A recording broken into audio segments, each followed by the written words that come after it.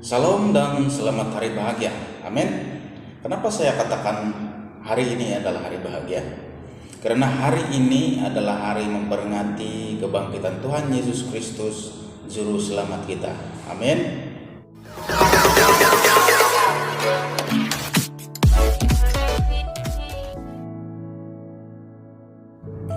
Salam Revival dari rumah ke rumah. Ramai orang bertanya tentang Kristen. Kenapa kamu sembahyang pada hari Minggu dan bukan pada hari Sabat seperti Yahudi? Nah, Yesus kan Yahudi, kata mereka. Salah satu alasan yang kukuh adalah Kristen dan Yahudi merayakan Paskah yang berbeda. Sehingga sekarang ini Yahudi menyambut Paskah karena untuk memperingati hari Paskah mereka yang pertama di Mesir, yaitu ketika suatu petang di mana mereka mau bersiap-siap mau keluar dari Mesir. Makan pun kena mau cepat-cepat, kena berdiri karena takut ada pembunuh datang, yaitu askar Mesir. Darah domba mereka simpan di setiap pintu rumah bangsa mereka agar malaikat maut nampak. Nah, itu rumah orang Ibrani, kurang begitulah. Nah, itu adalah Paskah Yahudi, yaitu memperingati hari kelepasan mereka dari perbudakan di Mesir. Nah, Paskah Kristen pula adalah memperingati kesengsaraan Yesus, mati Yesus dan Yesus bangkit, kematian Yesus dan kebangkitan Yesus. Jadi ini jawaban dia kenapa orang Kristen sembahyang pada hari Minggu, yaitu memperingati hari kemerdekaan dari hamba dosa, di mana Yesus bangkit dan menang, seperti tertulis di dalam 2 Timotius pasal 2 ayat 8 berkata, "Ingatlah ini, Yesus Kristus yang telah bangkit dari antara orang mati, yang telah dilahirkan sebagai keturunan Daud, itulah yang kuberitakan dalam Injilku." Nah, sangat besar pengaruh hari ini, yaitu hari kebangkitan di dalam Injil, di mana Injil itu menceritakan hidup Yesus, karya Yesus, matinya Yesus, dan kebangkitan Yesus. Kenapa Kristen merayakan ibadah hari Minggu? Karena ini adalah hari yang bahagia, yaitu hari kebangkitan Kristus. Hari ini atau setiap hari Minggu adalah ibadah raya bagi setiap Kristen, karena itu lambang kebangkitan Kristus, lambang kemenangan atau kemerdekaan. Banyak dalil lain di dalam Alkitab atau sejarah yang boleh menyokong hal ini, tapi kali ini cukup secara singkat saja saya terangkan. Jadi kalau ada orang bertanya kenapa kamu sembahyang hari Minggu, karena Yesus bangkit bersamaan pada hari Minggu. Itulah sebab setiap hari Minggu adalah ibadah raya bagi kami orang Kristen, yaitu Tuhan bangkit dan Tuhan menang. Nah, hari ini kita sambut hari memperingati kebangkitan Yesus di dalam rumah masing-masing, dan sangat berbeza dari yang sebelumnya karena COVID-19, wabah COVID-19. Saya ingin berkongsi satu petikan dari kitab Injil Lukas pasal yang ke-24 ayat 13 hingga 16. Yang seterusnya nanti kamu baca di dalam Alkitab sendiri.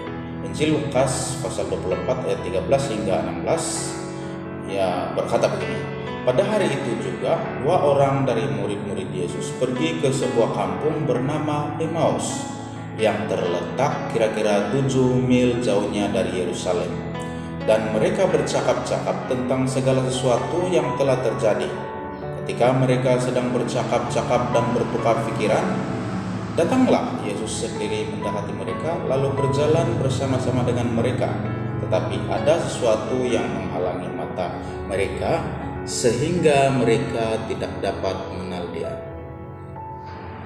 Nah, setelah Yesus menampakkan diri kepada beberapa orang sebelum ini, seperti Maria Magdalena atau ketiga wanita yang dicatat oleh Matius 28 ayat 9, kali ini Yesus memperlihatkan diri lagi kepada 2 muridnya, Kleopas dan seorang lagi rekan di dalam perjalanan ke kampung yang bernama Emmaus. Dan dalam perjalanan mereka turun, sebab Yerusalem itu di kota yang tinggi sedikit dan kampung itu di tempat yang rendah.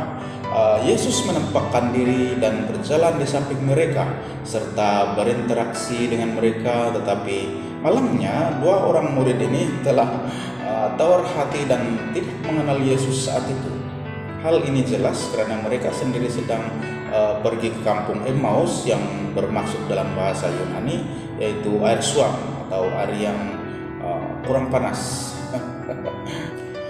Hati mereka sudah tawar di Yerusalem, hancur sudah harapan. Tuhan sudah mati, lalu jasadnya juga sudah hilang. Mungkin demikian hancurnya hati mereka. Nah, jangan cepat berputus asa dalam masa yang sukar ini. Mula-mula semua panas, semangat, menyala-nyala. Tetapi setelah ada halangan seperti COVID-19, terus lemas. Yang panas jadi suam-suam sudah. Seperti mana dua murid ini menuju ke kampung yang punya sumber air yang suam-suam. Yesus menegur mereka dalam ayat Lukas 24, 25-26. Lalu ia berkata kepada mereka, "Hai kamu orang yang bodoh, betapa lambannya hatimu sehingga kamu tidak percaya segala sesuatu yang telah dikatakan para nabi. Bukankah Mesias harus menderita semuanya itu untuk masuk ke dalam kemuliaannya?" Nah, ternyata orang bodoh di mata Tuhan bukanlah orang yang kurang pengetahuan secara intelek.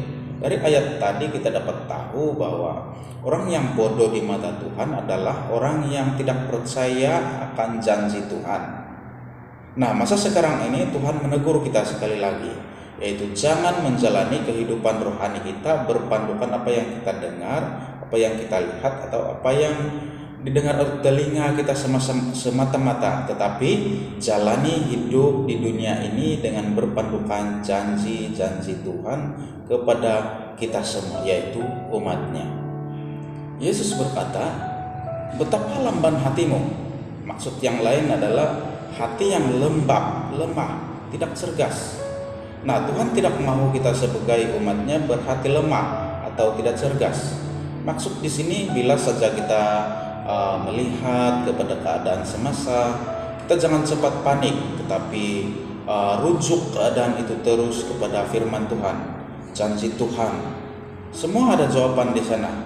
Semakin kita dekat dengan Tuhan, kita semakin dekat dengan janji-janjinya. Amin. Nah, mari kita beri respon hari ini, yaitu hari memperingati kebangkitan Tuhan kita ini dengan firman yang kita belajar tadi, yaitu jangan berhati lemah. Bila kita diserang sesuatu seperti sekarang ini, kita diserang wabak maut, kita harus cepat berbalik kepada Tuhan, merendahkan diri, bertaubat dengan mengingat janji-janji Tuhan kepada kita, seperti perlindungan, kekuatan, dan sebagainya.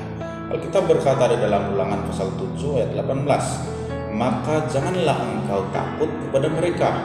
Ingatlah selalu apa yang telah dilakukan Tuhan Allahmu terhadap Firaun dan seluruh Mesir." COVID-19 ini ibarat Firaun yang mau membunuh manusia, tetapi Tuhan berkata, "Ingatlah selalu apa yang dilakukan Adonai Elohimmu terhadap Firaun."